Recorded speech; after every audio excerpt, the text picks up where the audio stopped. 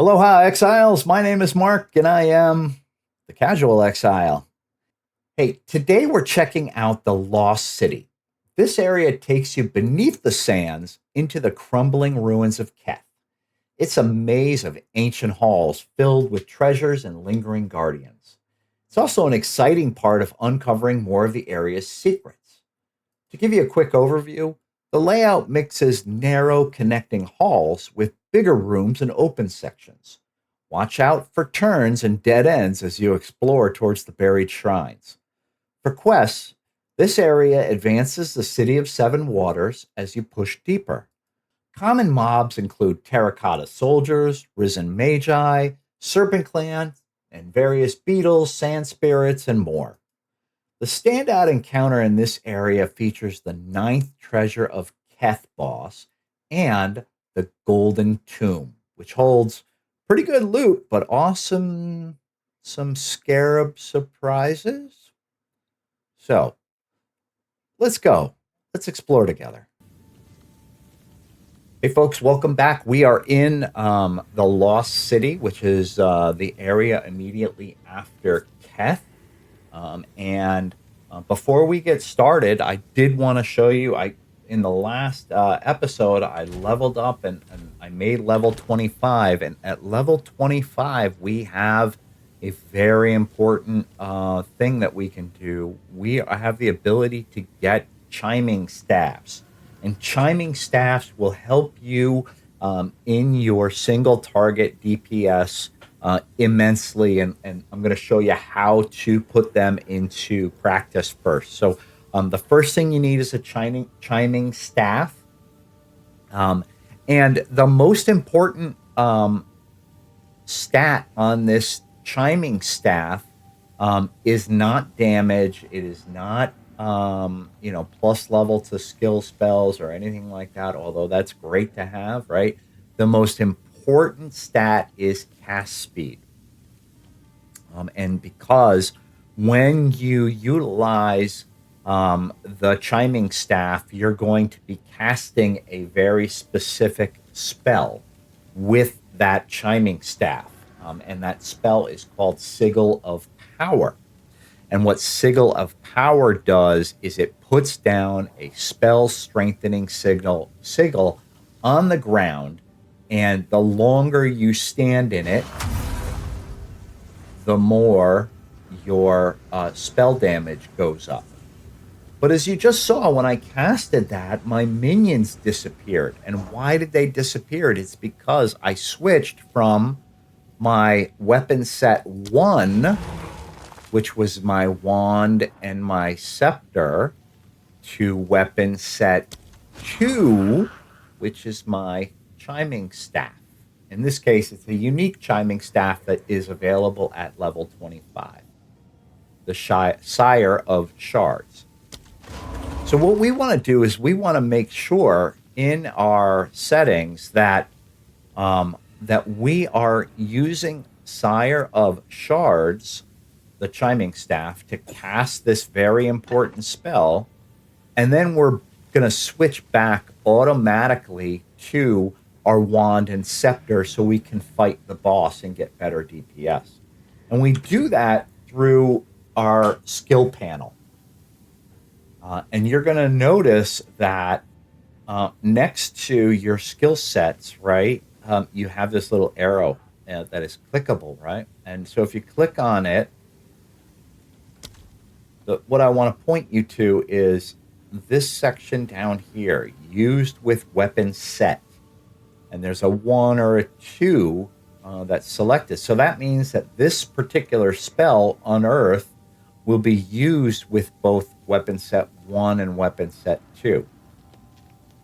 But as I said before, we don't want anything but Sigil of Power to be used with weapon set 2, right?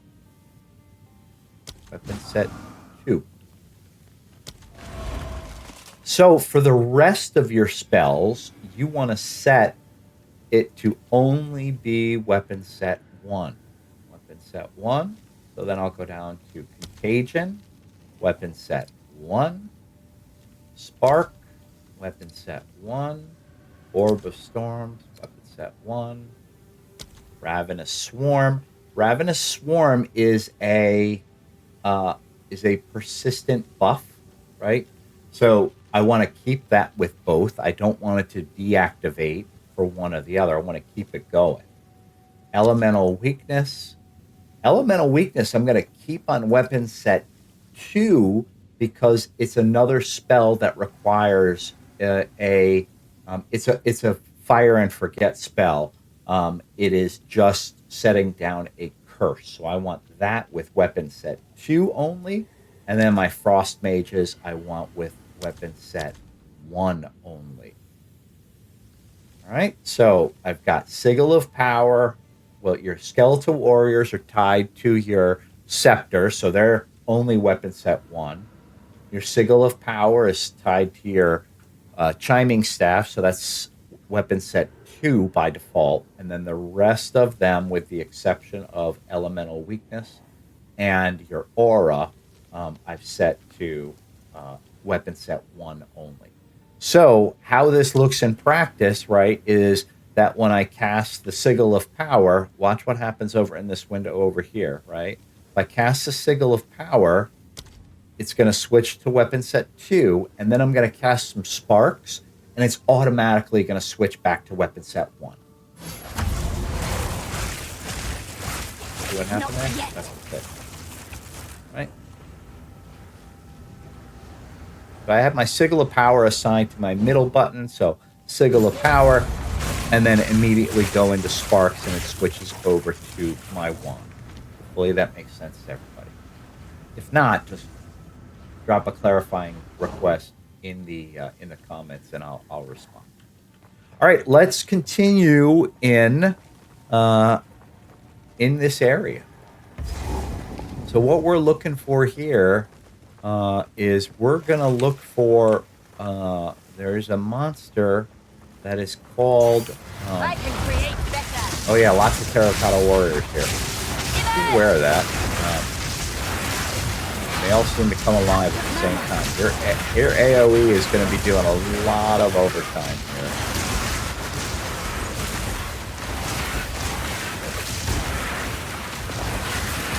More mana.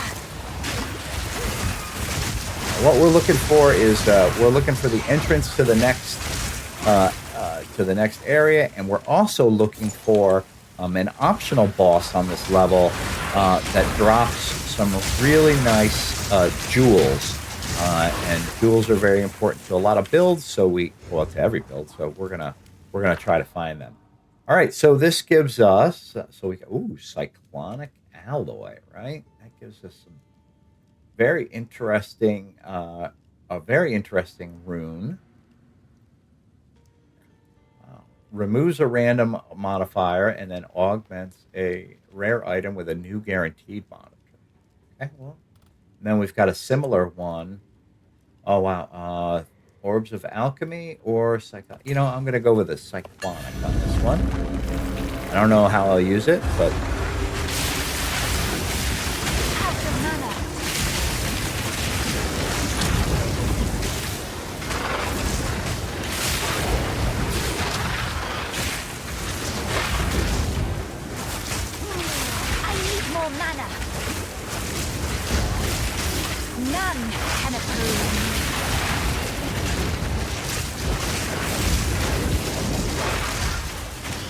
see those waves that come out of there?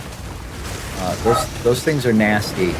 They will hurt you. So definitely try to avoid them. Out of mana. I will crush you. Some of those waves will actually change direction. Oh yeah, see how when they hit you, they freeze you? Yeah, that's bad. You definitely don't want to get frozen. Alley. A lapis amulet. Intelligence is the implicit on it. So if you are lacking in intelligence, a lapis amulet can be helpful. All right, let's continue on. We are looking for that's just a gilded beetle. What we're looking for is a giant gilded beetle. the ninth wonder of Keth, I Infection! think it's called.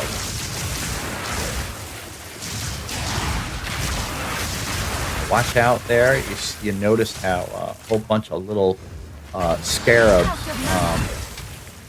jumped out at me. Just randomly jumped out of the walls at me. So it's like the movie The Mummy. Mana.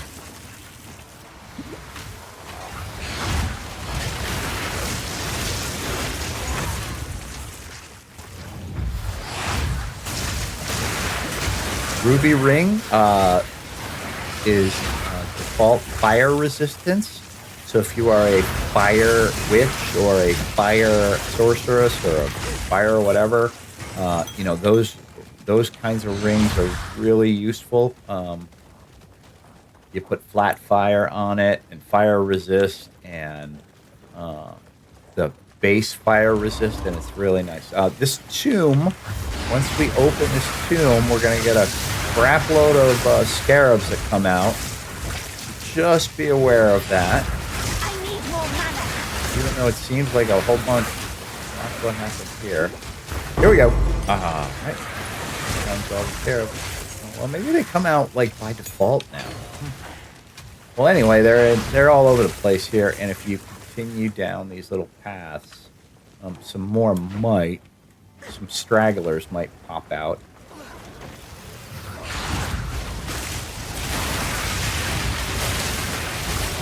They used to come out in the last patch. They would come out after you click the tomb, and they really would swarm you. It's like led to a lot of deaths. Let me just put it that way.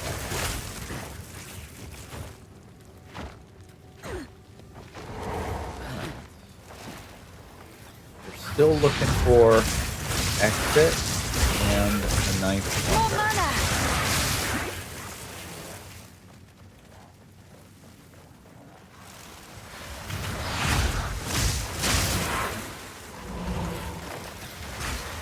Check over here.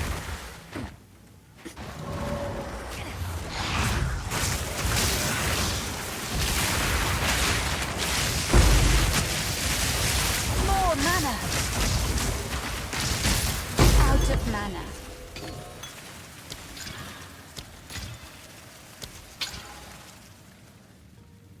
Now this looks interesting. Out of mana.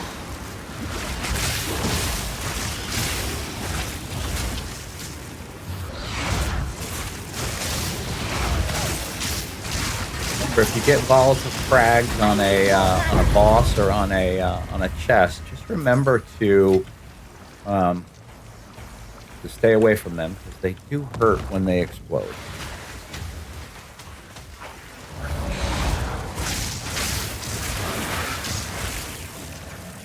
Check over here real quick. I don't think he's over here, but you never know.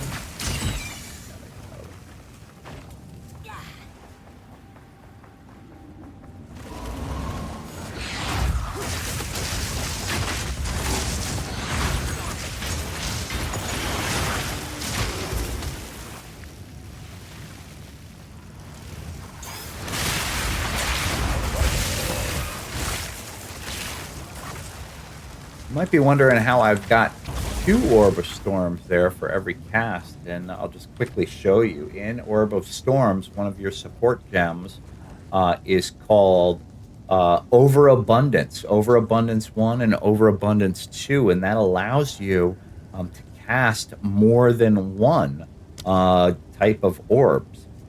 In addition, in your passive tree, there is there's a point that you can assign that gives +1 limit, and we will be pathing to that after I complete this this down to the shock duration here. That's the next thing that I'll path to, because it's very valuable to us as an orb user if you are using Orb of Storm. I can create better. And there it is, the Ninth Treasure of Keth. More mana. Lots of lightning on this one, but otherwise it's a pretty straightforward boss. He summons a whole bunch of wave after wave of these little scarab dudes, so just be aware of that, but he goes down pretty quickly, and he drops generally a 1 or 2 jewels. So nothing significant to worry about there, but all right, let's continue, and we will find the exit to this level.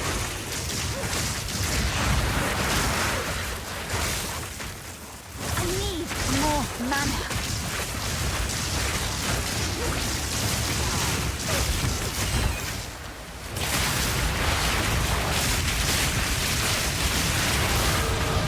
To level up.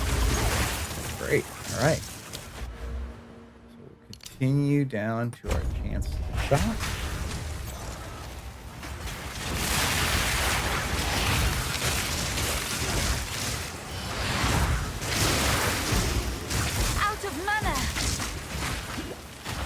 See a lot of those terracotta warriors here that are about to come to life. So just know, you know, as you pass a terracotta warrior, you can just expect it to come to life. And I think, nope, not at the end yet. Should almost be at the end though. Yeah, here's the end. Okay, and so we have reached the second level in Keth, right? So we've gone through this level. And now we are about to enter into the buried shrines. It's another large level, and so we will see you on the next video. Until then, stay casual, Exiles.